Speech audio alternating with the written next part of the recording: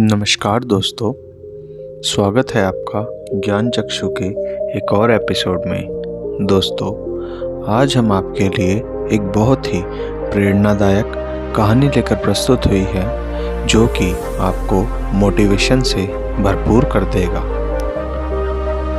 तो दोस्तों, शुरू करते हैं आज का सफ़र। दोस्तों, अगर आपको ये वीडियो अच्छी लगे तो ज्ञान चक्षु चैनल को सब्सक्राइब और इस वीडियो को लाइक ज़रूर कीजिए। दोस्तों, जीवन में प्रेरक कहानियों का एक अलग ही महत्व है।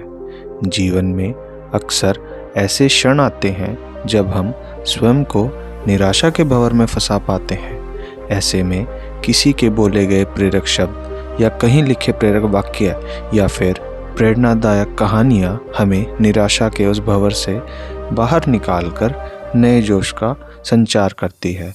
तो दोस्तों, आज हम शुरुआत करते हैं ऐसी ही एक कहानी की जिसका नाम है आखिरी हथौड़ा। एक समय की बात है, एक राज्य में एक प्रतापी राजा राज करता था। एक दिन उसके दरबार में एक विदेशी आगंतुक आया और उसने राजा को एक बहुत ही सुंदर पत्थर उपहार स्वरूप प्रदान किया। राजा वह पत्थर देख बहुत प्रसन्न हुआ।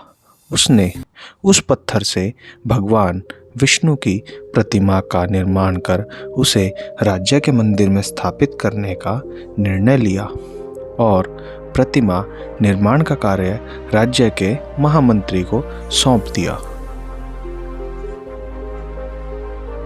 महामंत्री गांव के सर्वश्रेष्ठ मूर्तिकार के पास गया और उसे वह पत्थर देते हुए बोला, महाराज, मंदिर में भगवान विष्णु की प्रतिमा स्थापित करना चाहते हैं।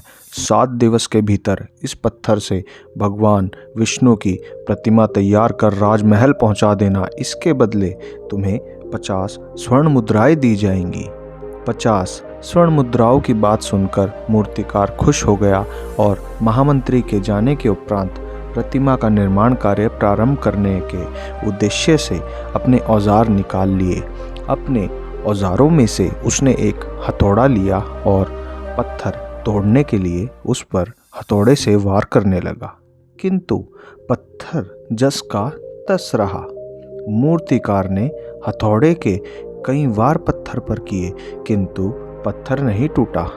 50 बार प्रयास करने के उपरांत मूर्तिकार ने अंतिम बार प्रयास करने के उद्देश्य से हथौड़ा उठाया, किंतु यह सोचकर हथौड़े पर प्रहार करने के पूर्व ही उसने हाथ खींच लिया कि जब 50 बार वार करने से पत्थर नहीं टूटा तो अब क्या टूटेगा।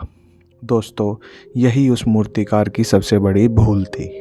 वह पत्थर लेकर वापस महामंत्री के पास गया और उसे यह कहकर वापस कराया कि इस पत्थर को तोड़ना नामुमकिन है, इसलिए इससे भगवान विष्णु की प्रतिमा नहीं बन सकती। महामंत्री को राजा का आदेश हर स्थिति में पूर्ण करना था, इसलिए उसने भगवान विष्णु की प्रतिमा निर्मित करने का कार्य गांव के एक साधारण से मूर्तिकार को सौंप दिया। पत्थर लेकर मूर्तिकार ने महामंत्री के सामने ही उस पर हथौड़े से प्रहार किया और वह पत्थर एक ही बार में टूट गया। पत्थर टूटने के बाद मूर्तिकार प्रतिमा बनाने में जुट गया। इधर महामंत्री सोचने लगा कि काश पहले मूर्तिकार ने एक अंतिम प्रयास किया होता और वह सफल हो गया होता तो 50 स्वर्ण मुद्राओं का हकदार वह बनता। दोस्तों, इस कहानी से हमें यह सीख मिलती है कि मित्रों, हम भी अपने जीवन में ऐसी परिस्थितियों से दो चार होते रहते हैं। कई बार किसी कार्य को करने के पूर्व या किसी समस्या के सामने आने पर उसका निराकरण करने के पूर्व ही हमारा आत्मविश्वास डगमगा जाता है और हम प्रयास किए बिना ही हार मान लेते हैं। कई बार हम 1-2 प्रयास में असफलता मिलने पर आगे प्रयास करना छोड़ देते हैं, जबकि हो सकता है कि कुछ प्रयास और करने पर कार्य पूर्ण हो जाता या समस्या का समाधान हो जाता। यदि जीवन में सफलता प्राप्त करनी है तो बार बार असफल होने पर भी तब तक प्रयास करना नहीं छोड़ना चाहिए जब तक सफलता नहीं मिल जाती। क्या पता जिस प्रयास को करने के पूर्व हम हाथ खींच ले वही हमारा अंतिम प्रयास हो और उसमें हमें कामयाबी प्राप्त हो जाए। दोस्तों, मैं आशा करता हूँ कि मेरी यह कहानी आपको कहीं न कहीं आपके जीवन में फ़ायदा ज़रूर पहुँचाएगी। दोस्तों, अभी मैंने यह YouTube चैनल नया शुरू किया है और इस पर अब आने वाले समय में लगातार मोटिवेशनल स्टोरीज़ डाली जाएंगी, तो कृपया करके इस चैनल को सब्सक्राइब करें और अपने दोस्त विकास को सपोर्ट करें। धन्यवाद।